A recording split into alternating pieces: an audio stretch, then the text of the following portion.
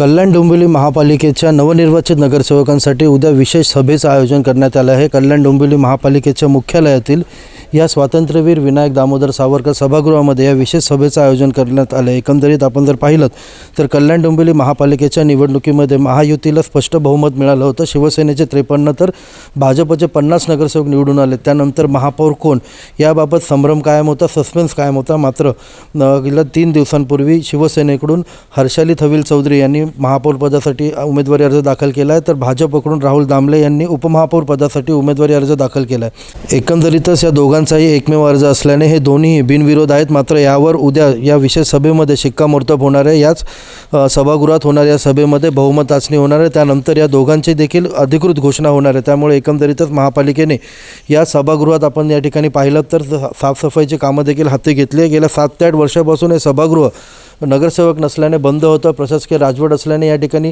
कोणतीही सभा होत नव्हती, त्यामुळे सभागृह बंद होतं। आणि आता निवडणुका झाल्यानंतर पुन्हा एकदा हे सभागृह नगरसेवकांनी गजबजलेलं पाहायला मिळणार आहे।